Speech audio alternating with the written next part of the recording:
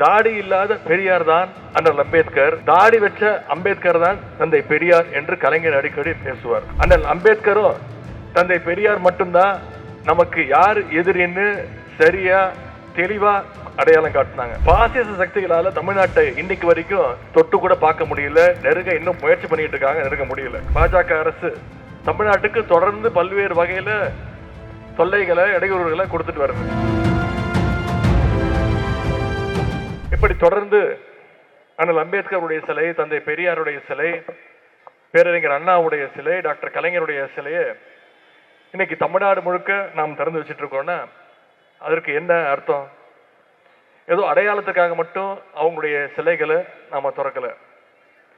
தமிழ்நாடு முழுக்க நம்முடைய தலைவர் பேசிய கொள்கைய, லட்சியத்தை கொண்டு போய் மக்கள்கிட்ட கொண்டு போய் சேர்க்கிறோம் தான் அர்த்தம்.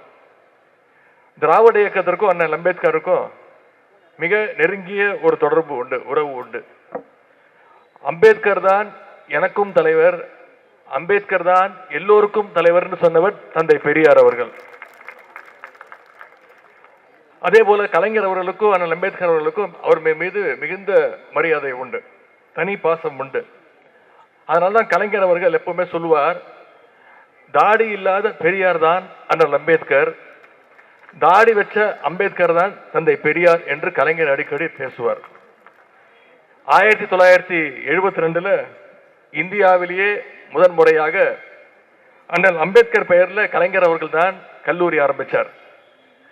அதன் பிறகு மகாராஷ்டிராவில் அண்ணல் அம்பேத்கருடைய பெயர்ல பல்கலைக்கழகம் ஆரம்பிக்கணும்னு ஒரு கோரிக்கை வச்சாங்க. அதற்கு அங்க இருக்கக்கூடிய மக்கள் மிகப்பெரிய எதிர்ப்பு தெரிவிச்சாங்க. அதை கண்டிச்சு மகாராஷ்டிரால அண்ணல் அம்பேத்கருடைய பெயர்ல தான் அந்த பல்கலைக்கழகம் அமைய வேண்டும்னு குரல் கொடுத்தவர் டாக்டர் கலைஞர் அவர்கள். இங்கேருந்து தமிழ்நாட்டிலிருந்து திமுகவை சேர்ந்த அனைத்து உடன்பிறப்புகளும் தந்தி அனுப்பணும், கடிதம் எழுதணும்னு உத்தரவிட்டவர் டாக்டர் கலைஞர் அவர்கள்.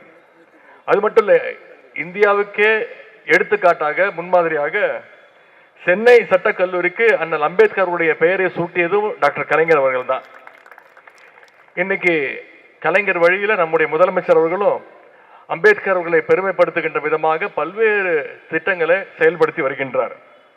முக்கியமாக அண்ணல் அம்பேத்கருடைய பிறந்த நாளை சமத்துவ நாளாக அறிவித்தவர் நம்முடைய முதலமைச்சர் அவர்கள், கழக தலைவர் அவர்கள். அண்ணல் அம்பேத்கரும் தந்தை பெரியார் மட்டும்தான் நமக்கு யார் எதிரின்னு சரியா தெளிவா அடையாளம் காட்டினாங்க. குறிப்பா எதிரிகளை தமிழர்கள் கரெக்டா அடையாளம் கண்டுகிட்டதுனாலதான் பாசிச சக்திகளால தமிழ்நாட்டை இன்னைக்கு வரைக்கும் தொட்டு கூட பார்க்க முடியல, நெருங்க இன்னும் முயற்சி பண்ணிட்டு இருக்காங்க, நெருங்க முடியல. அம்பேத்கர் அவர்கள் சமத்துவத்தையும் கல்வியையும் ரெண்டையும் வலியுறுத்தினார். இன்னைக்கு நம்முடைய திராவிட மாடல் அரசுடைய திட்டங்கள் அனைத்தும் சமத்துவதற்கும் கல்விக்குமான முக்கியத்துவம் கொடுக்கின்ற திட்டங்கள் தான். மகளிருக்கான விடியல் பயண திட்டம், பள்ளி குழந்தைகளுக்கான முதலமைச்சர் காலை உணவு திட்டம், குழந்தைகளுக்கான புதுமை பெண் திட்டம், தமிழ் புதல்வன் திட்டம், மாணவர்களுக்கான நான் முதல்வன் திட்டம், இப்போ 10 லட்சம் கல்லூரி மாணவர்களுக்கு லேப்டாப் கொடுக்கின்ற திட்டம், எல்லாத்துக்கும் மேல இன்னைக்கு ஒட்டுமொத்த இந்தியாவே திரும்பி பார்க்க வச்ச திட்டம், 1,31,00,000 மகளிருக்கு கலைஞர் மகளிர் உரிமை திட்டம்னு நம்முடைய தலைவர் செயல்படுத்தி வருகின்றார்.